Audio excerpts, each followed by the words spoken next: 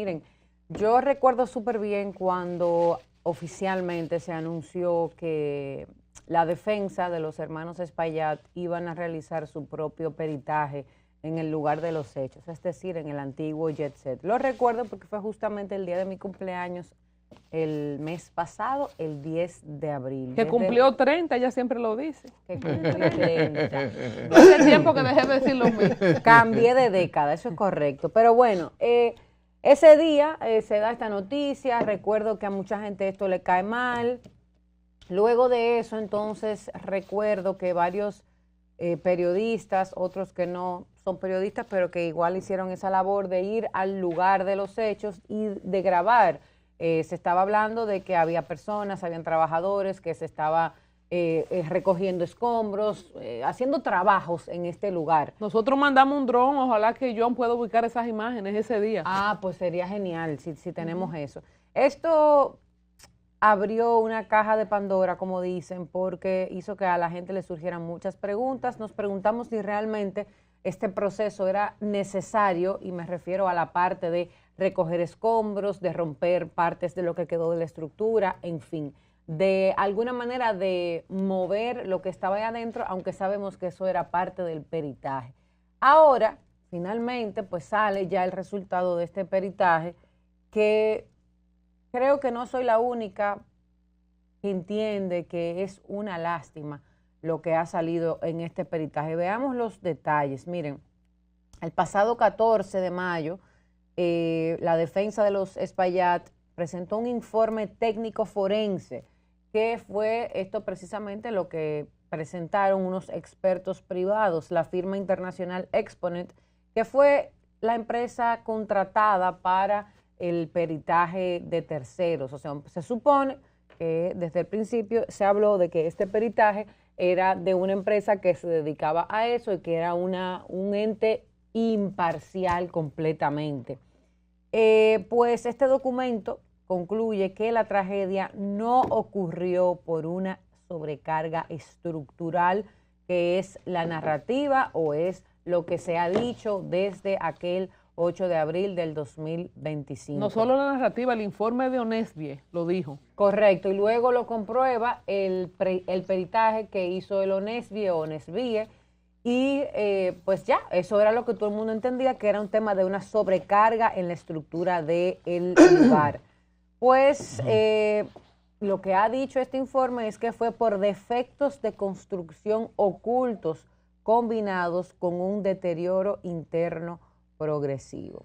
Los ingenieros determinaron que un conducto de postensado en una de las vigas principales fue mal colocado durante la construcción, debilitando severamente la estructura. Además, descubrieron un mecanismo de fisuración asistida por hidrógeno que fracturó gradualmente los alambres de acero con el paso del tiempo. Atención, Nelson. Según este informe, el techo se fue hundiendo progresivamente, y sabemos que gran parte de lo que se ha conversado sobre este tema es que Gregory Adames, quien era la mano derecha de los Espaillat, quien era el encargado de prácticamente supervisar todo lo que ocurría en el Jet Set, ya había enviado fotos, videos, notas de voz, mensajes y demás, pues precisamente reportando el tema de la acumulación de agua en el techo. Pues este informe ha dicho que efectivamente, de manera histórica y constante, se habían puesto nuevas capas de material sobre el techo para evitar el tema del agua, y que esto lo que provocaba era que la estructura fuera cediendo paulatinamente. Finalmente, entonces, los peritos acusan al Ministerio Público, oiga aquí, de haber cometido un error geométrico crítico en sus cálculos, sobreestimando la demanda de la estructura en hasta un 20%. Yo quiero a ver si fue que yo entendí esta parte. Según esta información, porque me quedé un poco pensativa cuando la escuché por primera vez, ellos están diciendo que el Ministerio Público le puso de más, le puso una ñapa de un 20% de que el techo estaba sobrecargado un 20% más de lo que realmente estaba. O sea, yo creo que esas son unas acusaciones bastante fuertes. Pero en fin, seguimos hablando de un 20%, el 80% sigue igual. Como parte de este contraperitaje, que es un contraperitaje porque ya se hizo un primero por el Ministerio Público, pues los expertos analizaron 14 muestras de laboratorios para darle cabida o no a la teoría de Martínez Pozo, que fue la primera persona que salió a decir que eso había sido una bomba, lo que ocurrió en el Jet Set. Pues específicamente, estas 14 muestras de laboratorio, pues estaba buscando residuos químicos y concluyeron que no hay evidencia científica que confirme el uso de un artefacto explosivo. Dice que las trazas de nitratos y nitritos que se encontraron eran parte de los componentes naturales que pueden estar presentes en el suelo y en los materiales de construcción. Pero escucha aquí. O sea, dice que no hay evidencia porque en las 14 muestras de laboratorio no encontraron evidencia de un producto químico que pudo haber sido la supuesta bomba. Pero dice, esta firma Exponent, que ellos no descartan por completo la teoría de la bomba o del explosivo. Los peritos argumentan esta posibilidad, escuchen que, basándose en el fallo repentino de la edificación, videos que muestran puertas y personas siendo desplazadas por una fuerte ráfaga de aire y testimonios que aseguran haber escuchado un estruendo. Pero yo te pregunto a ti, o sea, si se cae un techo de una discoteca, un techo de concreto, va a ser en mute que se va a caer el techo. O sea, no va a sonar nada. La única posibilidad de que sonara era porque había una supuesta bomba, es lo que ellos están diciendo. Porque ellos no siquiera deberían traer eso a colación. Porque hay testimonios que dicen que escuchó un fuerte estruendo. Pero mi amor, por supuesto, se acaba de caer un techo, mi vida. Siembra la duda, siembra la duda. Tú sabes que me llama la atención que... Tranquila. Yamel, de las cosas que se escriben es que como pasó 1 año y pico con eso a la intemperie, si hubo rastro de explosivos se lo llevó el tiempo, pero deja la duda, prosigue. Es correcto. Bueno, además indican que hay aproximadamente 2 minutos de grabación que faltan en las cámaras de seguridad al momento que colapsó el techo y lo que decía Colombia, que al haber pasado 1 año de sol, lluvia y sereno, pues esto pudo haber borrado los rastros químicos de los explosivos. Es decir, por un lado, yo creo que ahí hay hasta una contradicción, porque por un lado ellos dicen que no hay evidencia científica, porque efectivamente no pueden sacar un papel que diga, mira, esto fue lo que nosotros llevamos al laboratorio y aquí demuestra que sí, que efectivamente se encontró tal y tal y tal cosa que confirma que hubo un tema químico. Como no tienen eso y no lo pueden presentar, ellos como quiera quieren seguir abriendo la posibilidad de que que pudo haber sido un explosivo o una bomba. El documento, señores, también cuestiona la metodología de Honesbie a la hora de preservar la escena. O sea, le están diciendo a Honesbie que no la preservó de manera correcta. Giancarlos Martínez, abogado representante de varias de las víctimas, se regó, bien regado. Básicamente desestimó por completo el documento técnico de la defensa, el que acabamos de compartir, catalogándolo como un traje a la medida diseñado para construir impunidad.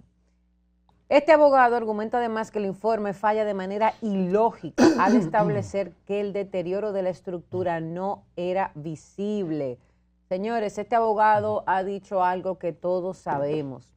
Gregory Adames, quien mencioné hace un momentito, durante este año completo, año y ya más de un mes, ha demostrado, ha dado su testimonio, han salido las capturas de pantalla de WhatsApp, las fotos, los videos, las notas de voz, las llamadas, todo, donde constantemente Gregory le advertía tanto a Maribel como a Antonio de la situación del deterioro de la estructura del Jet Set. Múltiples veces y asimismo múltiples veces fue ignorado. Parte de esto es lo que está diciendo el abogado, que ellos estaban completamente informados de lo que estaba ocurriendo. Ellos sabían que había una situación, que la gente que estaba ahí adentro podría estar corriendo peligro. Entonces, este abogado sostiene que el núcleo del caso no es debatir cuál peritaje tiene más peso, el de Honesbie o este de esta firma privada, sino que el tema es demostrar si los hermanos Espaillat tenían conocimiento del peligro inminente que corría la gente que estaba ahí. Y obviamente la parte de que decidieron no hacer nada para evitar ese peligro y para evitar la muerte de más de 200 personas. Ahora, señores, finalmente los resultados del nuevo informe pericial ya fueron depositados ante el primer juzgado de la instrucción del distrito. El juez titular Raimundo Mejía se ha reservado el fallo del juicio preliminar y la lectura será para el próximo 15 de junio a las 9 de la mañana. Y ahí se emitirá la decisión final sobre si Antonio y Maribel serán enviados o no a un juicio de fondo. Ese día aquí en la República Dominicana estarán, eso va a estar full, de verdad que sí. Yo creo que este informe vino a ensuciar más este caso por completo, vino a sembrar dudas, vino a sembrar confusión entre la gente. No me parece que la gente está conforme y al final hago esta última pregunta. ¿Cuál es la diferencia a nivel jurídico, a nivel de un caso, que el techo se cayera por una sobrecarga o que el techo se cayera por defectos ocultos de construcción, que es lo que ellos dicen ahora?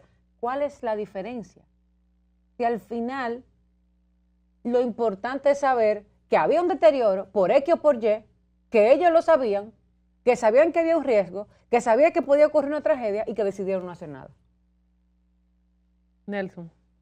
Gracias, Colombia. Gracias, Yamel. Bueno, fíjense que desde una perspectiva estrictamente de ingeniería forense y estructural, vamos a compartir un contraperitaje o algunas explicaciones de inconsistencia que tiene este informe de contraperitaje presentado por la firma internacional Exponet en defensa, como ha dicho ya Yamel Castro, de los hermanos Espaillat. Hay algunos datos que resultan un poco cuestionables. Los ingenieros especialistas locales e internacionales han puesto el dedo sobre algunas inconsistencias metodológicas y lógicas de este informe. Vamos por parte. Lo primero, el punto 1, el argumento del error geométrico en las matemáticas oficiales. La defensa afirma que los modelos de software como ETAPS y ELS, utilizadas por los peritos del Estado Honesbie y BF Engineer, tenían errores geométricos y que al corregirlos resulta matemáticamente incompatible que el techo colapsara por sobrecarga porque las vigas habrían fallado décadas antes. Cambiar las variables geométricas en un modelo virtual para forzar un resultado que exima la culpa es una práctica común en litigios defensivos, eso se entiende de alguna manera. Ahora, una estructura post-tensada de 1973 que sea sobreexigida de forma crónica puede pasar años en un estado de equilibrio inestable, cediendo milimétricamente hasta que un pequeño desencadenante rompa la ductibilidad del hormigón. Decir que es matemáticamente imposible ignora el comportamiento real y reacio de las estructuras antiguas y todo lo que tiene que ver con la oxidación. Punto 2. Atribuir la causa a defectos ocultos de construcción de 1973. Ya esa parte de Spielberg, esa fue la que más me gustó. El informe de Exponet sostiene que el desplome se debió, escuchen esto, a un deterioro progresivo de los cables de acero, tendones de posttensado, que es lo que yo vendo, combinado con supuestos defectos de origen cuando el edificio se construyó originariamente como un cine en los años 70. Los ensayos de laboratorio oficiales, pruebas de rotura de núcleos de hormigón, demostraron que la edificación original era de excelente calidad, número 1, con resistencia de columnas y vigas que superaban hasta un 35% las normativas de la época. Number 2, alcanzando los 245 kilos por centímetro cúbico. Echarle la culpa, de alguna manera, a las construcciones de hace 50 años, se desmorona cuando se evidencia, en forma empírica, que la estructura resistió perfectamente hasta que se le alteró su uso y su peso original. Vamos al punto número 3. La minimización del peso crónico. 4 capas de fino y 17 equipos pesados. Tú veías ese techo y tú decías, pero estos tipos están locos completamente. Y muchas imágenes que compartió Colombia cuando hizo el especial desde allá, se veía la parte pre y post. Y se veía un techo que tenía un montón de cosas que no debía tener. Pero vamos a explicarlo. El peritaje de la defensa intenta restarle peso al factor de la sobrecarga operativa. Compartimos. Es indefendible desde la física básica ignorar el impacto de 4 capas sucesivas de mortero, fines o el fino de nivelación aplicada sobre otra hasta alcanzar el grosor descomunal de 37.5 centímetros. Esto equivale, para que nuestra audiencia lo entienda, a más de 150 metros cúbicos de material muerto y un peso añadido de 600.000 libras o unas 300 toneladas sobre lo que podía aguantar ese techo. Si a esto se le suma que la azotea pasó de tener 7 unidades de aire acondicionado del 2011 a 17 equipos comerciales pesados en el año 2025, el principio de superposición de cargas dicta que la demanda del momento flector en la viga crítica, principalmente entre los ejes H y J de la esquina sureste, fueron superadas en un 123% y un 126%. Ningún defecto oculto pesa más de 300 toneladas. Y el punto número 4, la preservación de las muestras analizadas en los Estados Unidos. El contraperitaje, que se basa en análisis químicos, que lo comentaba ya él, de cromatografía de gases y espectrometría realizadas a muestras recolectadas tanto en las ruinas como en el centro de acopio de la feria ganadera. El propio informe, y con esto termino de exponer, admite una debilidad fatal. Las evidencias y escombros estuvieron expuestos a la intemperie, sol, lluvia y contaminación, ya lo dijo Yamel Castro, durante meses antes de que sus peritos pudieran tomarla. Realizar análisis químicos forenses de alta precisión sobre materiales lavados por el clima tropical disminuye drásticamente la confiabilidad de los resultados. En castellano, haber esperado tanto tiempo para hacer este tipo de análisis le quita credibilidad al análisis. Esa es mi opinión. Bueno, queremos, después de escuchar a Freddy, conversar con nuestro abogado, Billy Jerónimo, para las preguntas que tenía Yamel. ¿Qué cambia este informe o en la calificación del expediente y qué aporta? Don Freddy. Bueno, si quiere, si no pasa, toca paso, cualquier cosa. Sabe, yo me la juego. No, lo importante es que la gente sepa que este es un aporte que hace la defensa al faldo de las pruebas a su favor. Porque eso es mandado a hacer por Antonio Espaillá y por su hermana, ¿verdad? Los acusados. Esto es de parte de los propietarios de YC que están aportando pruebas para su defensa. O sea, esto no lo ha hecho el Ministerio Público, no, porque el Ministerio Público está obligado a buscar pruebas a favor y pruebas en contra, obligado por ley. O sea, el Ministerio Público no sale a acusar a Colombia, sino que tiene que buscar la forma de... A mí no me ponga de ejemplo, Dios me libre. Y es fácil. Dios la libre. Entonces, ahí estamos viendo las imágenes del dron que decía... que se puede percibir la sobrecarga, la exageración que había en el techo. Entonces este informe dice que eso no importaba, que eso no tiene ningún... Pero Freddy, este informe es un autogol.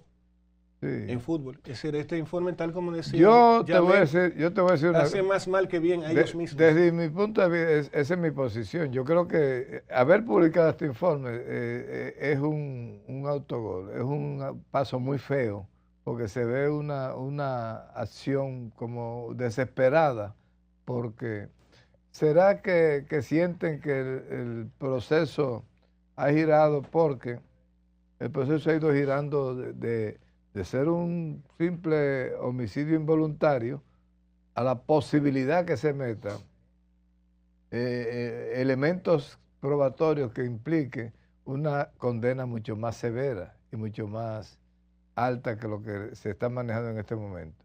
Porque sencillamente, señores, estamos partiendo como punto fundamental, 236 víctimas merecen algún tipo de atención de la sociedad como para reclamar que se investigue adecuadamente.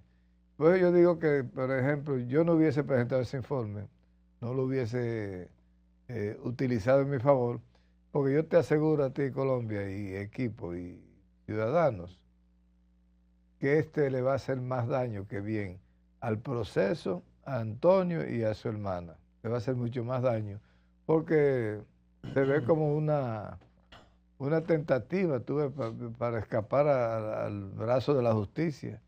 Después no se ve otra cosa en este... ¿Tú sabes de qué me acordé, Freddy? Cuando la chef Tita peló un plátano en público, ¿te acuerdas? Que después todo el mundo dijo, pero parece que la chef Tita nunca había pelado un plátano. Es decir, este informe, cuando tú lo miras desde el punto de vista físico, químico, tú dices, aquí hay un montón de defectos. Es decir, cuando tú haces algo y lo muestras al público, algo que está mal, que tú sabes que está manipulado, tú estás esperando que cualquiera que sepa física básica diga, oye, disculpa, en la página 43 hay un error y en la 98 hay otro error. Pero que lo que yo digo es, o sea, todo este año que el pueblo tiene esperando el desenlace de esta situación, nunca se ha cuestionado, o sea, sí se ha cuestionado por qué fue que se cayó el techo, pero por lo que ellos están siendo juzgados no es la razón, sino el resultado. Están siendo juzgados porque se cayó el techo, porque fue una irresponsabilidad y porque eso le quitó la vida a más de 200 personas. Ahora, o sea, ¿por qué ahora el cambiar o sea, el techo se cayó como quiera?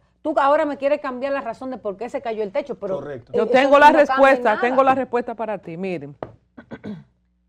Porque, como dijo Freddy ahorita, en un juicio tiene que haber acusadores y defensores. El error del proceso, y quizás un error porque nunca habíamos tenido un evento de esta naturaleza, es que ese peritaje que se le aprobó a los hermanos Espaillá un año después, debieron tener acceso y poder hacerlo igual como hizo el Dionis Ville.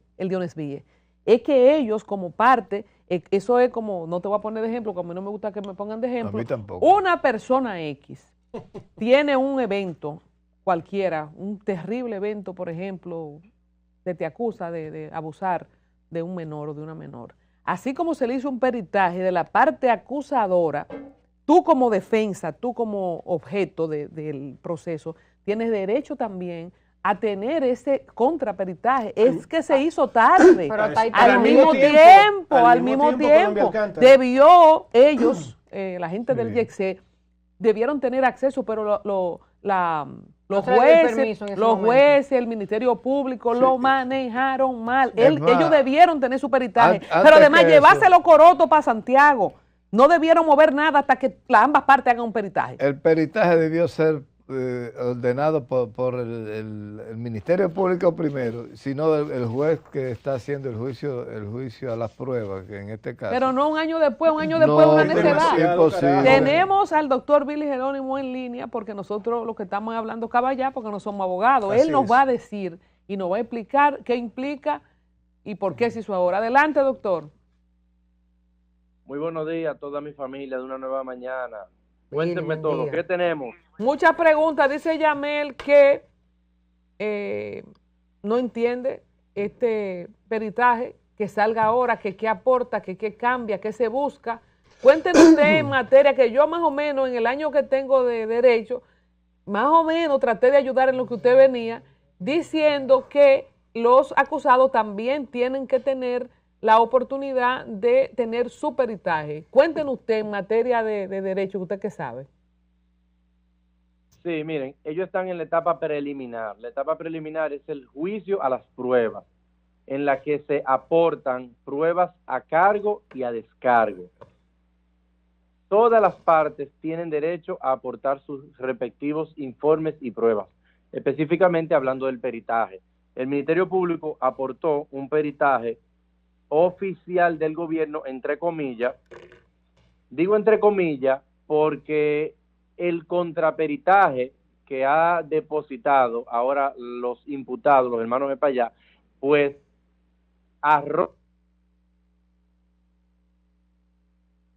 ¿Sí?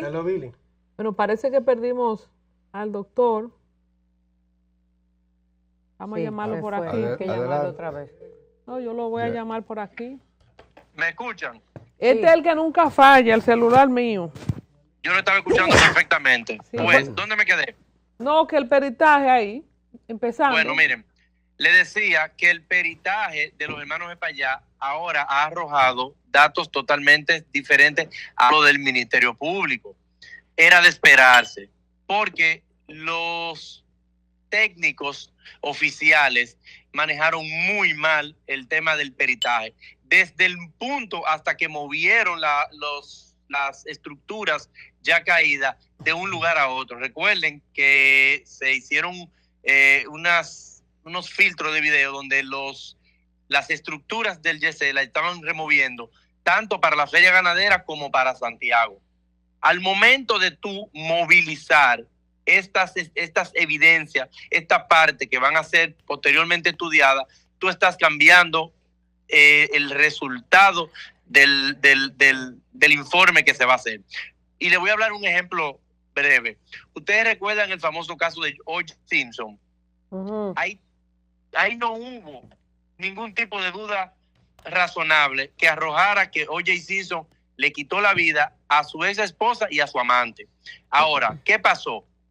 Los oficiales y los fiscales que llegaron a la escena del crimen contaminaron la escena, movieron los guantes, pisaron donde estaban la sangre, y eso hizo que no se pudo determinar la causa exacta de la muerte de ellos. Esto es lo que ha pasado exactamente aquí. Aquí se movilizó, se contaminó toda la escena que posteriormente iba a ser objeto de peritajes. Y es por eso que el peritaje que aportan los hermanos Espaillá, pues dice totalmente lo contrario a lo que de manera inicial entendíamos. ¿Qué ha dicho este peritaje? Bueno, que el informe arrojó que el colapso fue por errores de investigación del colapso. Entonces, ¿qué es lo que dice?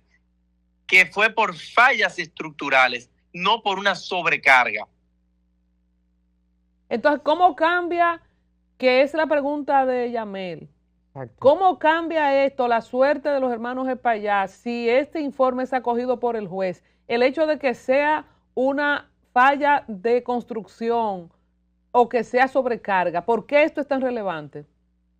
Es relevante porque, como decía, ellos tienen todo el derecho de aportar sus pruebas a cargo. Entonces, ¿cuál es la facultad del juez que va a ver las pruebas? Verificar si fueron obtenidas de manera legal, verificar la autenticidad de la misma para aportarla al tribunal. ¿Qué es lo que cambia? Respondiendo a la pregunta de Yamel, es que aquí la discusión es la variación de la calificación jurídica. Recuerden que la calificación jurídica dada hasta el momento es homicidio involuntario. Pero Billy, es que el techo se cayó como quiera. Lo que yo quiero entender es, ¿le van a variar la acusación porque el techo se cayera por sobrecarga o porque se cayera por un fallo en la construcción? Al final se cayó. Ahora él te va a explicar. Yo te voy a explicar. Lo que pasa es que la parte acusadora dice que se cayó por una sobrecarga y eso apunta directamente a una responsabilidad penal a los hermanos Espaillá. Ahora, si el peritaje de ellos dice que no fue por una sobrecarga, más bien por falla de la estructura. No me diga que ya no es culpa de ellos, no me lo diga eso, ¿no? Le quita responsabilidad penal ante ellos. Claro. Una cosa es que un muerto se muera y otra que tú lo mates. Ay, no. Totalmente. Pero de igual manera, mi opinión, y siempre lo he dicho, es que es totalmente una aberración jurídica cambiar la calificación jurídica de homicidio involuntario a voluntario. No, espérate, Billy, espérate. Porque tú siempre has sido claro en esta plataforma sobre eso. Y yo creo que eso no sé, ese cuento no se lo ha comido nadie, aunque algún abogado han querido venderle eso a sus clientes, de que se va a cambiar de involuntario a voluntario. La pregunta es, con la información que se tenía antes, con el peritaje del Ministerio Público, que ya ellos estaban siendo acusados de homicidio involuntario. Ahora, si se cambia la razón de por qué se cae el techo y ahora se dice que fue por un fallo estructural que supuestamente ellos no tienen nada que ver, ¿ya ellos no serían acusados de homicidio involuntario? Sí, se mantiene el homicidio involuntario, claro que sí. Yo creo que esa es la calificación exacta. Eso es lo que se pero quiere mantener. Lo que se quiere mantener es que sea involuntario. Por eso el peritaje de ellos apoya que se mantenga eso. Porque, perdón, lo que se quiere cambiar. Si se reconfirmaba que era por una sobrecarga, ahí se abría la posibilidad de que se cambiara a voluntario porque fueron ellos que montaron su monstruo en el techo. ¿Qué dice Billy? Sí, es como dice Yamel, pero de igual manera, yo insisto, es que aquí no cabe lo que es homicidio voluntario. El que por su voluntad le quita la vida a una persona se hace reo de homicidio, y eso no ha existido aquí no ha existido la voluntad de quitarle la vida a nadie.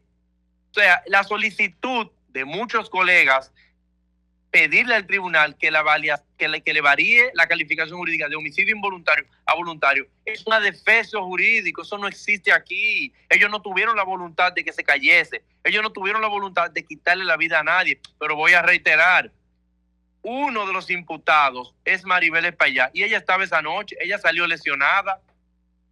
Pues entonces ella no sería una homicida, ella sería una suicida que se quería quitar la vida ese día. Billy, hay entre la aplicación en este momento, ya en esta semana se va a declarar la calificación con la que van a ser sometidos, se va a hacer la acusación. La diferencia en prisión, si fuera un homicidio involuntario o si fuera un homicidio voluntario, ¿cuál es la diferencia en términos de pena, la pena? Bueno, para el homicidio involuntario la pena va de 6 meses a 2 años.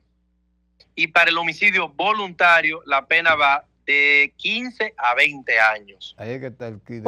Ahí entendiste por qué el peritaje es importante. Porque el peritaje apoya la calificación inicial de homicidio involuntario. Hay que decir, Billy, que aunque tú sostienes la tesis, que sería un adefesio jurídico, una calificación de homicidio voluntario, hay muchos abogados, víctimas, juristas y personas que han dicho que hay forma de obtener y que el mismo juez puede cambiar la calificación. O sea, hay esa brecha en el proceso del que el juez pueda cambiar la calificación a homicidio voluntario o culposo. Sí, claro que sí. Miren, recuerden que la calificación jurídica es provisional hasta que no haya una sentencia definitiva. Incluso hasta los jueces que conocen el juicio de fondo tienen la facultad de variar la calificación jurídica. O sea, la variación de la calificación jurídica es provisional hasta que no haya una sentencia. ¿Se entendió? El juez de fondo todavía puede variar la calificación. O sea que siempre durante todo este proceso va a ser objeto de preguntas y de dudas si la variación que está es la correcta o la que solicitan es la correcta. Bueno, ahí estamos viendo unas imágenes que en su momento la subió Somos Pueblo, donde es el justo momento, Yamel, Nelson, Freddy, audiencia, que se ve todo lo que había en el techo del YEC previo a la caída. Y ahí se ven todos los... ¿Quién fue que dijo que no afectó eso? ¿Quién fue que dijo? El peritaje dice que no afectó esa carga. Tiene el tupé, para no decirlo... Ellos dijeron que hubo un cálculo geométrico. Para no decir los timbales, ¿verdad? Entonces respondiendo otra vez la pregunta inicial de Yamel, si este peritaje es acogido por el juez en el juicio de fondo de que fue una falla estructural, esto exime o refuerza la teoría de que fue involuntario. Pero si se comprobase que fue por sobrecarga, la sobrecarga la eligió poner el dueño del local. Pero él no fue que construyó, si hubo un error geométrico. ¿En el 1900 cuánto? ¿Entendido? No, pero yo le voy a decir, espérense, esa pregunta es buena. Ajá. Porque de igual manera, los abogados de los hermanos Espaillá están buscando una absolución. O sea, ellos de igual manera tampoco están conteste con la calificación jurídica de homicidio involuntario. O sea, hay menos de ahí que ellos buscan. Claro, ellos buscan una solución total. Adiós, total. No, pero yo no sabía eso. Y no se le puede pagar algo por el daño que recibieron. Ellos, en algún momento ellos no han asumido la responsabilidad del homicidio involuntario. Esa es la calificación dada, pero ellos de igual manera están buscando un descargo, una absolución, que ellos salgan sueltos de este caso. Subrayar esto, doctor. ¿Hay posibilidades de que con este peritaje que ellos presentan, si es que el juez así lo considera, ellos sean absueltos del caso y eximidos de toda responsabilidad penal? Claro que sí, totalmente. Totalmente. Pero eso es facultad del juez o de los jueces que conocerán el juicio de fondo. Pero es que Recuerden que ellos están en una etapa preliminar. Ya se cayó. Adelante, Nelson. Ya se cayó. ¿Por qué ellos no están presos, Billy? ¿Cómo? ¿Por qué ellos no están dentro de una cárcel? Es la pregunta. La respuesta es porque la calificación jurídica que se tiene hasta el momento no amerita, es desproporcional imponerle una medida de coerción que conlleve prisión. Si el proceso va a durar aproximadamente 1 año y tanto para luego condenarlo a una posible condena, valga la redundancia, de 2 años, es desproporcional la medida de coerción. En homicidio involuntario, recuerden esto, en homicidio involuntario no hay medida de coerción privativa de libertad. Lo de la pena suspendida, doctor, explíquenos ese chin. Si lo más que le caben son 2 años y el proceso dura 2 años, si lo condenan a 2 años, ellos nunca harán cárcel, ¿verdad? No, ya van por un año. Yo lo advertí hace mucho, que ellos no van a volver a la cárcel jamás. ¿Por qué? Porque el proceso tiene como 1 año ya y todavía estamos en la etapa preliminar. Vamos para un juicio de fondo. El juicio de fondo es bastante extenso y largo. ¿Cuánto? Suponga un juicio de fondo de esta magnitud, con tantas víctimas, tantos abogados, tantas pruebas, se va a tomar aproximadamente 6 o 7 meses. Y cuidado, o sea, transcurrido ese tiempo, la posible condena a imponer debe ser suspendida de manera obligatoria. Sí, ellos no se han sustraído del ellos proceso. nunca van a ir a la cárcel entonces. No. Ellos no van a la cárcel más, no cuenten con eso. Ellos no van a la cárcel más, pero recuerden, ¿cuál es el objeto de la medida de coerción? Es atarlo al proceso. Ellos no se han sustraído del proceso, ellos no han distorsionado ningún tipo ni han obstruido la investigación. O sea, ellos han cumplido tal cual con la medida que le han Pero impuesto. qué extraño que para ellos la ley sea tan suavecita, tan fresita, y para el resto del país no. Es impresionante eso. Lo que pasa es que la gente no quiere entender, y me toca decirlo siempre, esto fue un accidente. Un accidente causado por negligencia, mi querido abogado. Eso es lo que el juez va a determinar, sí. Nelson, que te gusta mucho ese papel de juez. Eso es lo que se va a determinar si realmente hubo negligencia. ¿Te guste o no? Eso todavía está provisional. Claro. Es un juez que decide. Van a durar 10 años para entender una vaina que se vea clarísima. Yo me quedo, doctor, muchas gracias, me quedo con esto que yo no manejaba, que es que los acusados están buscando una absolución total. Wow. Sí. Claro que sí, ellos realmente no buscan apoyarse en el homicidio involuntario. Voy a citar con su anuencia al doctor Julio Curi, que yo sé que usted también le tiene respeto, que asegura que el nuevo peritaje del JEC-C desplaza el eje de la imputación de la imprudencia a fuerza mayor. O sea, se quiere establecer que es por fuerza mayor, y este nuevo peritaje desafía la versión del Ministerio Público que atribuye el colapso a una sobrecarga, sugiriendo ahora un deterioro estructural y defectos ocultos como factores. ¿Usted está de acuerdo con esto, que cambia el rumbo jurídico? Totalmente. El resultado de este peritaje que aportaron los hermanos de Payá busca eximirlo de cualquier tipo de responsabilidad penal. Pero Billy, y eso es lo que ellos están detrás. Billy, tendríamos que ser un país de idiotas si eso ocurriese. ¿Sabes por qué? Porque el mantenimiento es una responsabilidad de cualquiera que tiene a cargo una obra o un edificio. Yo veo un edificio y hacen mantenimiento del ascensor. Si ese ascensor se cae, es responsable el administrador del edificio. Nelson, lo que pasa es que en justicia todo lo que tú dices debes probarlo. Hay que probarle a ellos que ellos fueron negligentes. Hay que probarle a ellos que ellos no Pero ¿cuánto vamos a durar, Billy? 75 años en probar eso, mi vida. Pero es que estamos completamente locos. Billy, espérate, porque eso fue una pregunta desde la impotencia. Ahora una pregunta desde el raciocinio, Billy. ¿No funciona como evidencia todo lo que Gregory ha testificado, las imágenes de WhatsApp, los mensajes, la nota de voz, los videos, las fotos, etcétera, etcétera, etcétera? ¿Eso no es evidencia? Wow, esta muchacha, ¿por qué tú no estudias Derecho? Qué brillante, bella y brillante. Ella está brillante. Todo lo que se dice en justicia se debe probar y corroborar. ¿Cómo? En testimonios, informes, pruebas documentales y testimoniales. Todo lo que ha dicho Gregory. Recuerden que Gregory tiene la doble calidad. Gregory es testigo, pero también es víctima. Su testimonio puede estar viciado y puede estar condicionado. Ay, mi madre. Yo dije Billy, te que quiero fue un lejos error. cuando me vaya a tener algún problema legal. Al contrario, cerca, porque es un No, abogado porque de esos magos. impresionante. Yo Billy dije- es uno de los magos del derecho, los virtuosos. Yo dije que fue un error garrafal poner a hablar a Gregory en la etapa preliminar. Oye, No era el momento de La Gregory víctima no hablar y puede dar hablar. su testimonio en la etapa Le van a preliminar. descartar Eso se todo debió el quedar para el país. juicio de Silencio, fondo. no me están boicoteando al doctor. ¿Cuándo era el momento para sacarle el provecho debido en favor de las víctimas entonces a Gregory? En la etapa del juicio de fondo. Porque Pero- ahora, ¿qué va a decir Gregory en el juicio de fondo que ya no dijo en la etapa preliminar? Pero es como no se que tú supone- vayas a la guerra y antes de yo llegar al combate te diga, mira, Colombia, yo tengo una granada y tengo una espada. Ya Pero- tú sabes de qué te va a defender.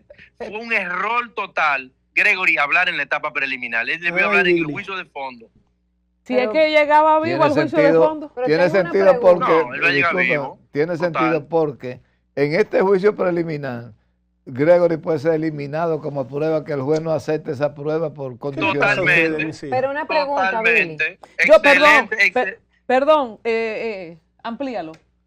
Hay la posibilidad de que se acepte o no la declaración de Gregory. Entonces, si se dan en el juicio preliminar, como establece Billy, ese juicio preliminar hay un juez de la prueba. Ese juez de la prueba puede decidir si esa prueba es válida o no es válida. Los abogados de Antonio y compañía van a alegar la nulidad de esa prueba porque esta es una víctima que está respondiendo por los agravios que recibió. Entonces Claro. pueden descartar sus declaraciones, pero en el juicio de fondo no. Ay, señor mío. Pero, adelante.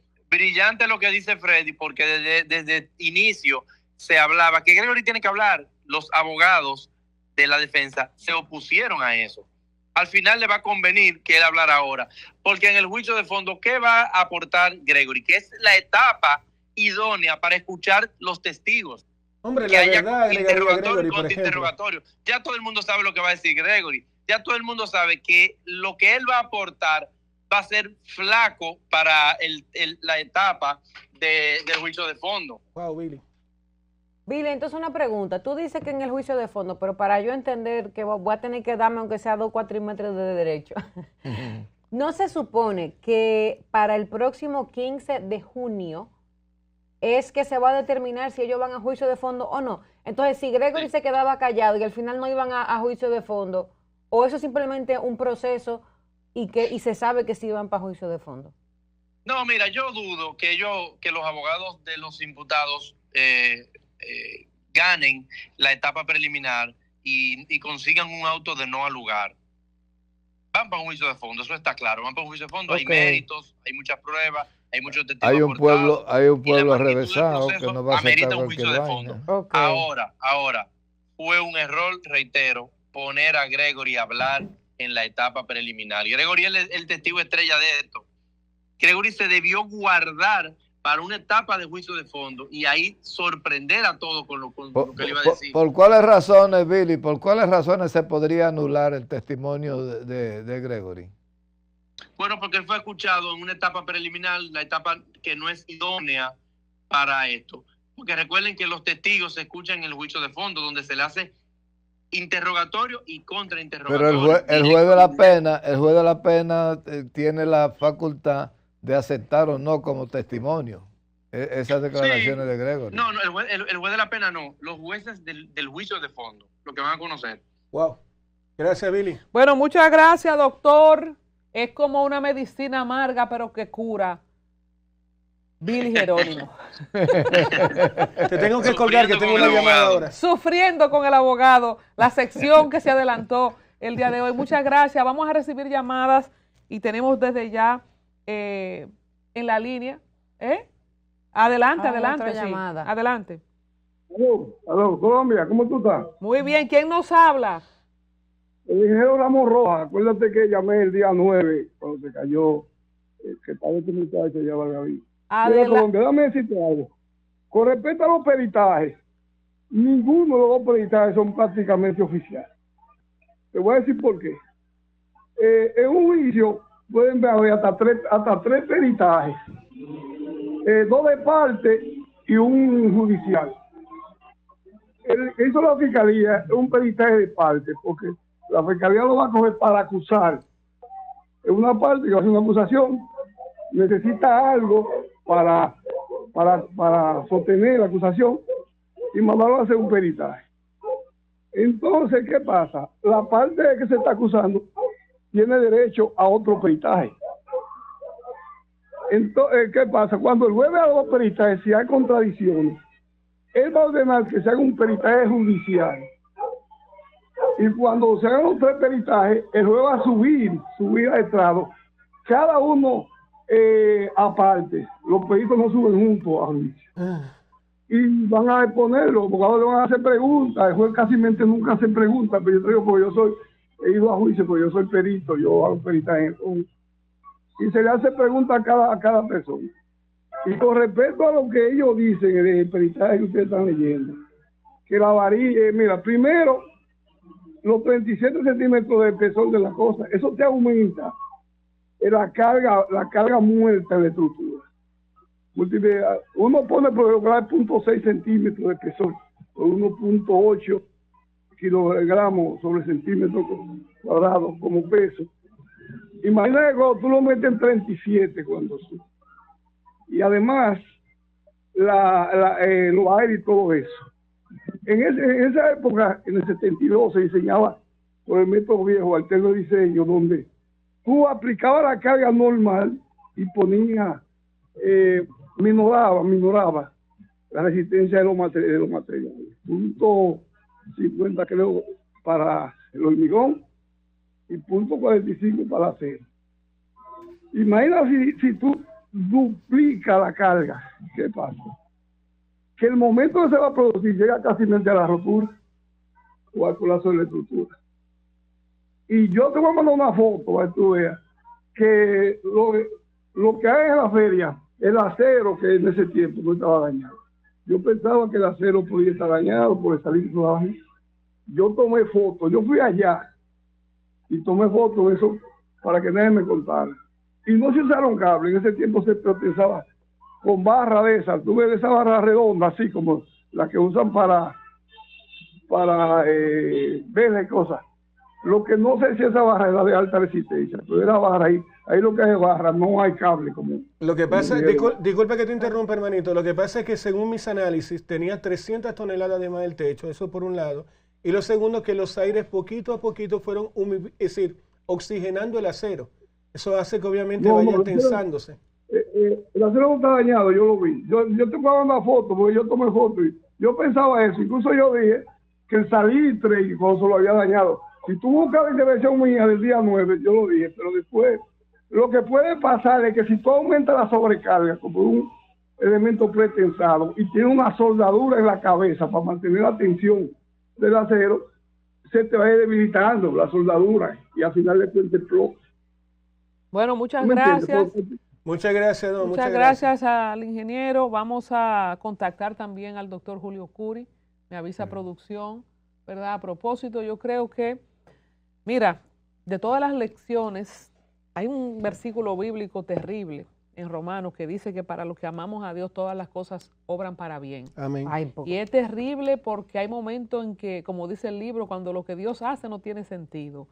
Hay muchas cosas que uno puede empezar a esgrimir en términos filosóficos, sociológicos, espirituales, que son terribles, pero yo creo que si algo se puede sacar bueno de esto, es que sea un caso de estudio, no solamente a nivel de derecho, de juicio, sino a nivel de estructura, de ingeniería. Tenemos a Julio Curi en línea ya. Buenos días, doctor, ¿cómo está? Hola, Colombia, ¿qué tal? ¿Cómo te va?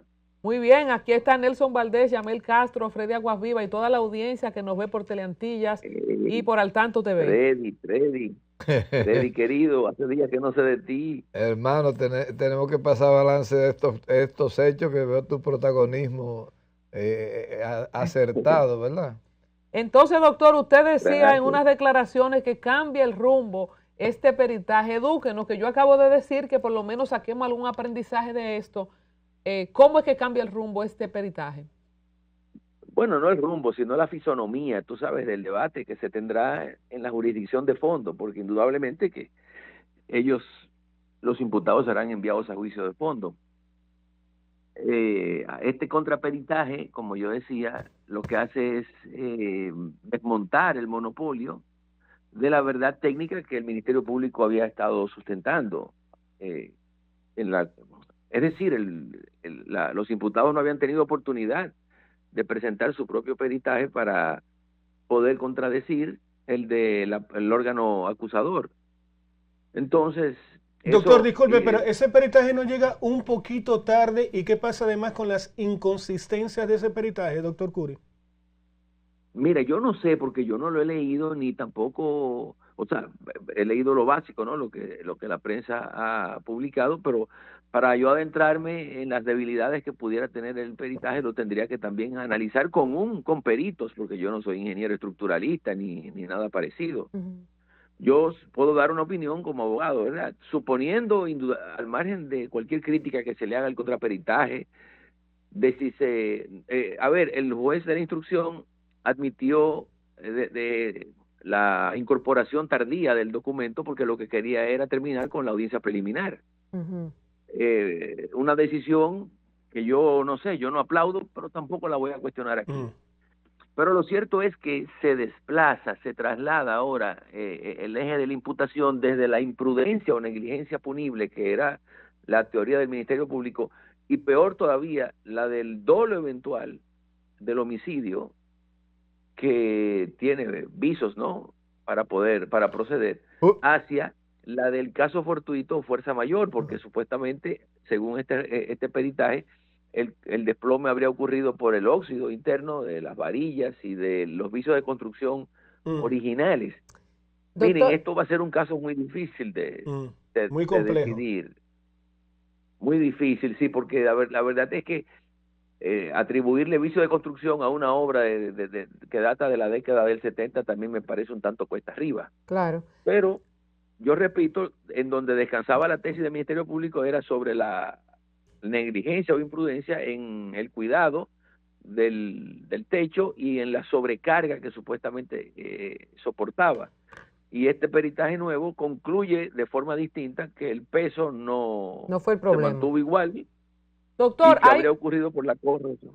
Perdón, sí. Hay un juego de palabras que a uno no le queda claro entre que si se descarta o no algún artefacto de explosivo. ¿Usted vio esa parte? ¿Es un juego de palabras o hay todavía algún chance de que se desvaneciera las pruebas y que haya sido un atentado?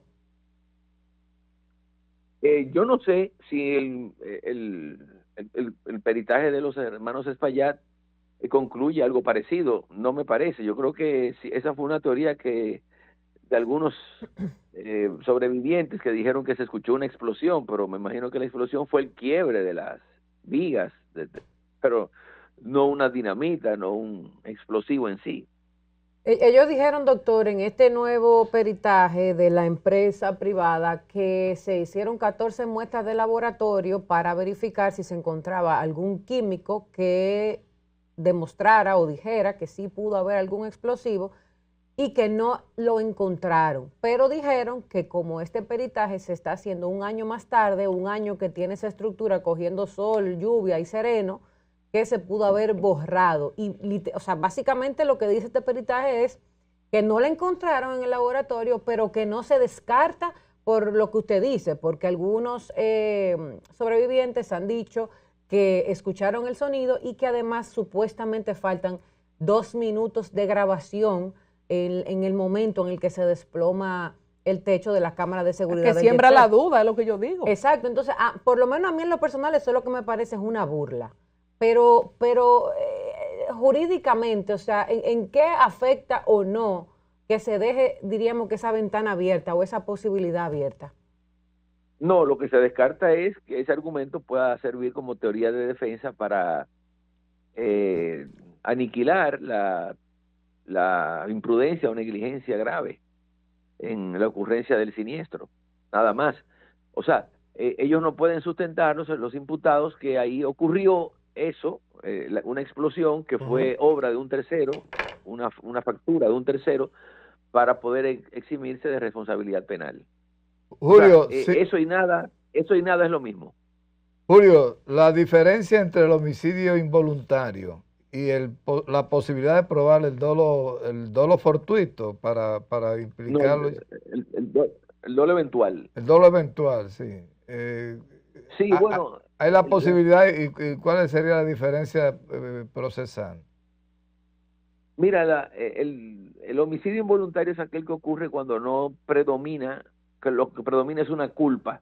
Una culpa quiere decir, porque los delitos se dividen en tipos penales culposos y dolosos. Los culposos son los que carecen de intención, de conocimiento e intención. Es decir, si uno va distraído conduciendo un vehículo y atropella a un motor, nunca tuvo la intención de hacerlo. Se produjo como consecuencia de una imprudencia, de una torpeza, de una inobservancia de las reglas de tránsito. Eso es homicidio involuntario. El voluntario es aquel que se comete con dolo. Y el dolo es conocimiento y voluntad. Existen dos tipos de dolo. El dolo directo, que es aquel en el que no está nunca en duda ni el conocimiento ni la voluntad. Y el eventual. El dolo eventual es cuando uno, a pesar de no disponerse expresamente, el resultado lo provoca con un comportamiento temerario, con un comportamiento manifiestamente imprudente. Es decir, que yo he puesto muchos ejemplos de academia, el que va conduciendo a alta velocidad con las gomas lisas o con los frenos descompuestos sabe o debe suponer que el riesgo que apareja eso puede traer consigo un accidente que le cueste eventualmente la vida a alguien. Julio, entonces ahí hay dolo eventual. Doctor, justamente en esa misma línea, doctor, es que viene mi pregunta. Estoy viendo unas imágenes que acaba de compartir producción y se ve claramente el estado de oxidación de los materiales, se ve que no podía ya con ese fino tener esas 300 toneladas de más que tenía el techo. Y ahí viene el tema, quizás homicidio involuntario, porque yo no creo que un lugar donde van tus amigos tú quieras que algo le ocurra a tus amigos, pero esa parte de negligencia o de no haber sido preventivo en el tema de mantenimiento, a nivel legal no hay una culpa, aunque sea menor. ¿Qué dice la ley al respecto, doctor? No, ahí hubiese en esa eventualidad imprudencia.